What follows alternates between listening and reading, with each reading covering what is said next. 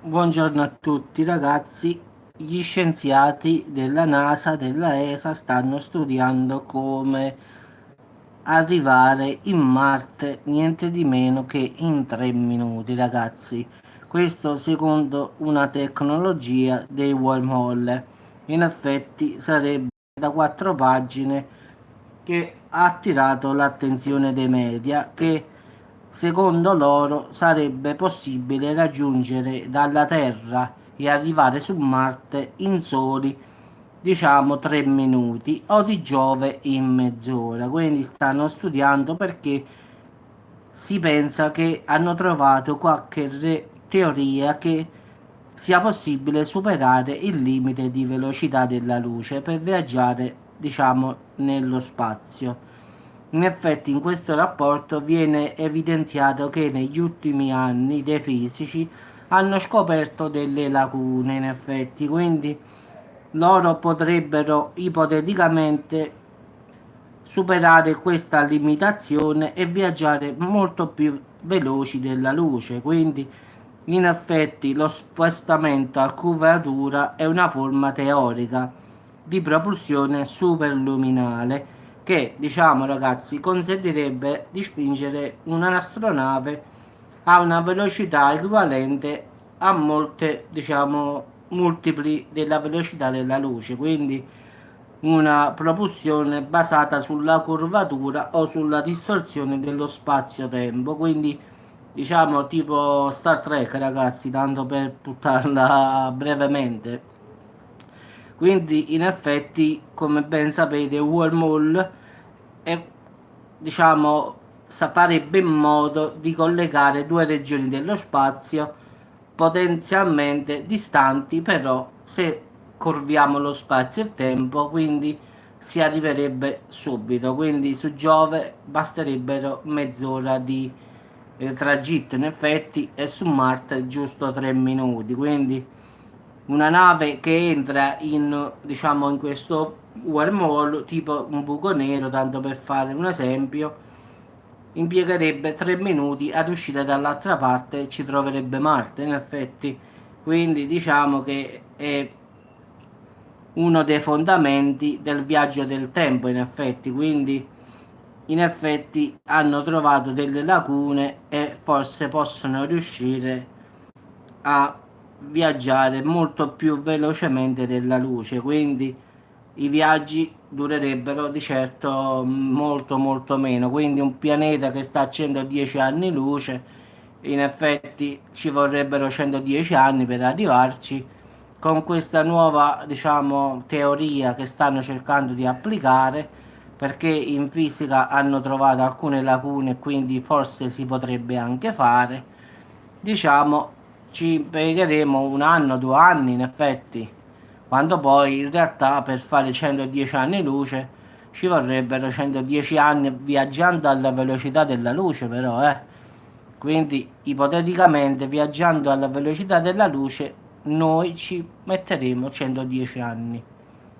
Quindi se questi riescono a moltiplicare, diciamo, la velocità della luce, ci significa che ci potremmo mettere 4-5 anni per arrivare, diciamo, in posti tipo che non potremmo mai arrivare con la tecnologia di oggi. Quindi in effetti è oggetto di discussione, fisici, teorici, NASA, ESA stanno studiando come trovare questa cosa qui.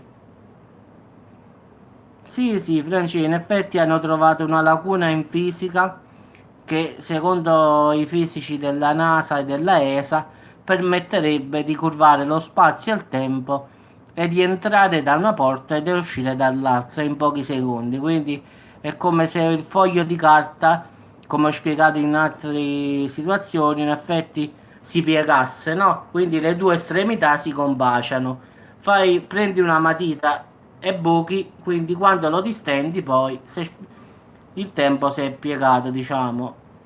Quindi è come se prendi un foglio di carta, fai un puntino all'inizio e un puntino alla fine, piegalo in due, vedi che i due puntini adesso combaciano. Quindi per arrivare dal tratto A al tratto B ci sta una linea retta molto lunga.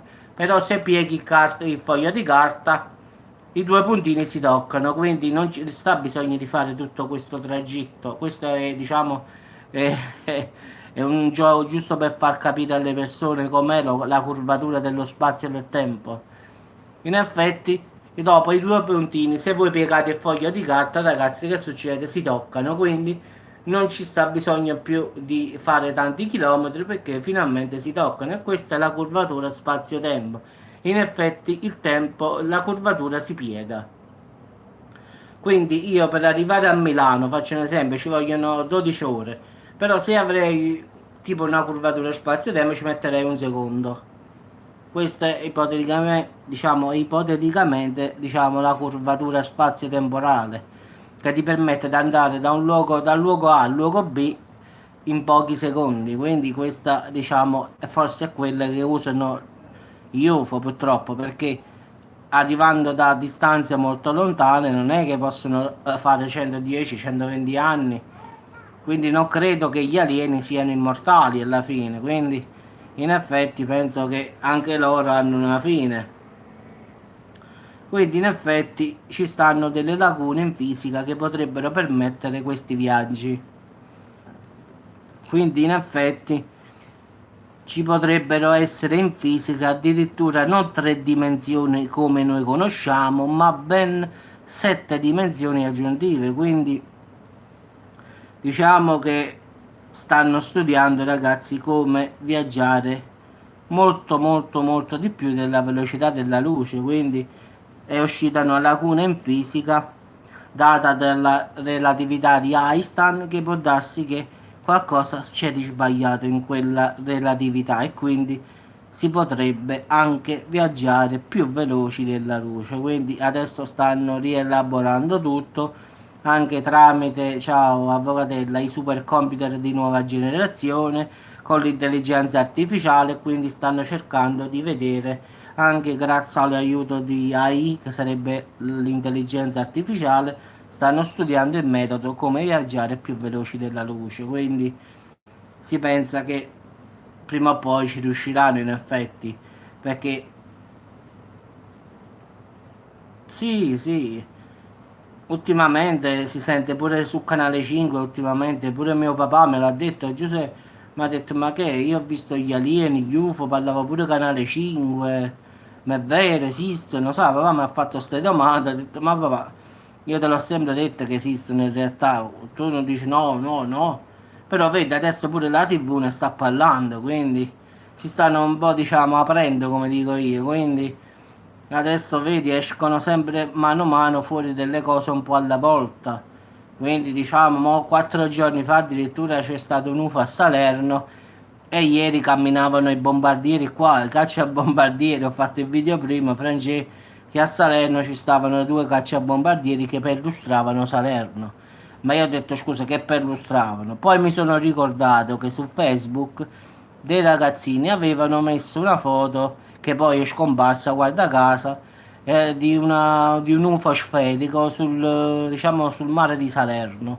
Però la verità io l'avevo pensato come uno scherzo, sai, i ragazzi vogliono, chissà dove hanno preso questa foto, l'hanno fatto un fotomontaggio, sa, queste cose qua. E invece, invece ieri sono arrivati i cacciabombardieri, guarda caso, in perlustrazione a Salerno. Perlustrare che? Poi i cacciabombardieri sono aerei da guerra, quindi che dobbiamo fare la guerra? Quindi ieri sta cosa mi è sembrata un po' strana, diciamo. In effetti sotto al video che io ho fatto prima c'è rimasto anche il link dove su Salerno Notizie sta scritto che stavano in volo due cacciabombardieri, però di Caserta, erano di Caserta, francese, quindi della base militare dell'aeronautica di Caserta, sono partiti due cacciabombardieri su Salerno. Volevano perlustrare i cieli di Salerno, cioè ma che viene a perlustrare a Salerno, scusa, che viene a vedere il mare. Quindi in effetti la cosa è un po' strana, però giustamente non puoi dire nulla anche perché molta gente ha chiamato, però non hanno dato risposte, quindi non hanno detto il perché stavano questi bombardieri qua su Salerno. questi cacciabombardieri, perché qualcuno addirittura ha pensato che ci sta la guerra in atto. Sa, vedendo quei caccia lì che sono da guerra, ha detto ma che sta succedendo? Non avevano pensato a un UFO, avevano pensato più a tipo una guerra, una cosa così. Poi ci siamo ricordati che i ragazzi avevano messo su Facebook.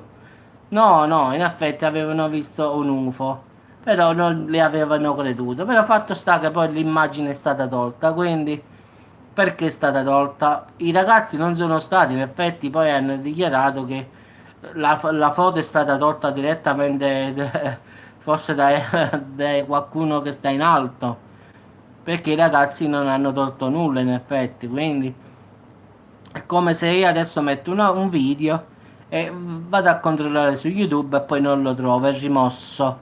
Cioè, chi l'ha rimosso? Uno dice giustamente YouTube, quindi anche Facebook ha rimosso questa foto. Ma perché, scusami, ci sta un motivo, no? Qualcuno si è lamentato e ha tolto il video, faccio l'esempio, oppure qualcuno si è lamentato e ha tolto la foto. Ma per far togliere un video o una foto è uno che sta in alto, non è uno che richiamo, dico, vedete il video di Francesco non è buono, toglietelo, cioè chi te lo toglie? Nessuno ti toglie niente, quindi a meno che non sei un pezzo da 90 in effetti, e allora te lo tolgono. Quindi diciamo che rimane un mistero, ragazzi, stufo sul Salerno, però il fatto strano è che guerre non ce ne sono, quindi attacchi terroristici nemmeno, quindi sicuramente si tratta di un controllo, hanno visto quest'UFO sicuramente pure loro e stavano girando per vedere se lo vedevano, anche perché erano due cacciabombardieri, quindi se volevano fare una prova veniva uno solo, invece sono arrivati due, che poi camminavano insieme, capisci? Tipo quando vanno in combattimento, due. Quindi forse si pensavano di trovare qualche cosa avanti, perché sennò altrimenti ragazzi che vengono a fare? Cioè in tanti anni non è mai capitato che due cacciabombardieri venissero sui cieli di Salerno. A far che? Neanche quando ci sono stati gli attentati, queste cose qua, io l'ho visti gli aerei. Quindi diciamo che è quasi assurdo. Perché poi di fatti non è successo nulla, ragazzi. Questi volavano solo per controllo. Controllo di che? Purtroppo non hanno voluto rilasciare nessuna dichiarazione. Ha detto che non sono dovuti e basta. Quindi non hanno dato un motivo valido perché stavano sui cieli di Salerno. Fossero state due aerei normali, vabbè, ci sarebbe anche stato, dice, vabbè, questi camminano, fanno, ma questi erano cacciabombardieri, cioè, questo è il discorso, non erano aerei normali, erano aerei che se stava qualche cosa avanti potevano, diciamo, contrattaccare, questo è il problema, quindi, eh sì, Francesco, in effetti il cacciabombardiere è ben equipaggiato. E quindi in casa avrebbero trovato qualche cosa, avrebbero potuto abbatterlo in effetti.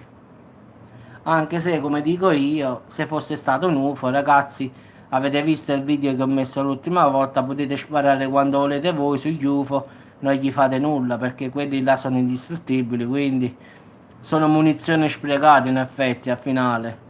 Se vi ricordate, gli iracheni avevano fatto la contraerea su un UFO, l'UFO si era divertito alla finale, non l'avevano proprio fatto neanche un graffio.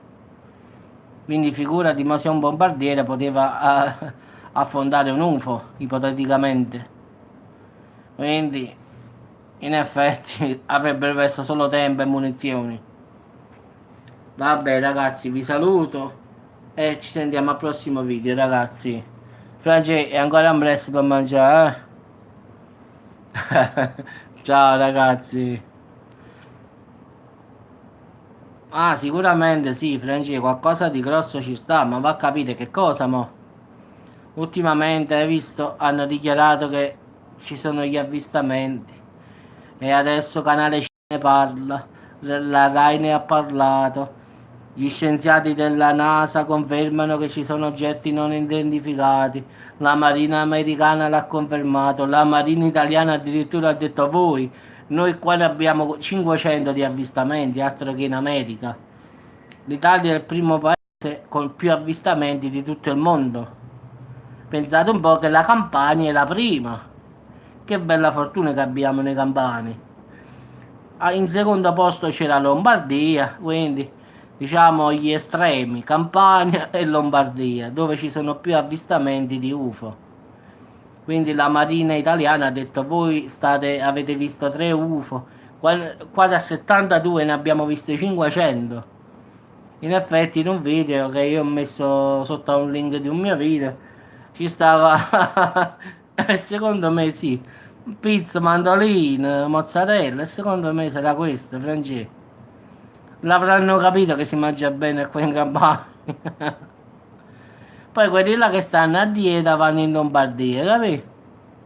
Gli UFO, quelli là che ci tengono alla linea, sa, alla perfezione, vanno in Lombardia, quindi brodino, risotto alla milanese. Invece quelli là che sono come noi, dicono no, no, io già mangiato, vengono qua. Quindi come sempre, diciamo, sono più quelli che vengono per mangiare che quelli che stanno a dieta, a finale. Ma sì, avvocato, sì, tu vai a Milano, un UFO va a Milano, dice che ci sta risotto alla milanese, brodino, cotoletta alla milanese, dice vabbè, vengono qua che ci sta mozzarella, prosciutto, capocuore, parmigiano, cannellone, ragù. Allora, giustamente, pure il marziano dice, ah, allora a casa mangi buono. E giustamente, poi la voce si sparge e gli UFO arrivano tutti quanti qua, in effetti, ragazzi. Quindi è naturale, no? Poi uno dice dove sei stato? Tu no, sono stato in Campania, ma si mangia la fine del mondo. Uno, io sono stato in Lombardia, mi hanno dato il brodino, non ci vado più allora. Poi si spande la voce e arrivano tutti quanti qua. Oh no, Francesco? Dice tu dove sei stato? No, in Lombardia ho mangiato il brodino. Dice, ah, no, ma io sono stato là, cannellone, mi sono sentito male. No, no, mi sono sentito male, docce, zeppole, panzarotte. E poi giustamente allora parlando di loro poi dice ragazzi è inutile che andiamo in Lombardia è come l'ospedale, stiamo ricoverati e quindi arrivano tutti quanti qua. Questa è la teoria ragazzi, e per forza. Se no non ci spiega perché gli avvistamenti stanno più qua. Cioè quelli sono provati ad andare a Milano, però ha detto io non si mangia bene, e qua danno brodine, risotto alla milanese, cotolette alla milanese, lasciamo stare. Qualcuno avrà parlato bene della Campania, cioè no, là sta la pizza, mozzarella, cannellone, ragù. Mi sono trovato bene, allora sa, la voce cammina un poco. Ciao Stefano, e questi hanno deciso di arrivare tutti quanti qua a finale. Quindi diciamo che anche gli alieni hanno gusto. Facciamoci due risate, Francesco. Però secondo me sarà così, dici, non andate a Milano, non si mangia, oh, brodino. Dice, non è cosa.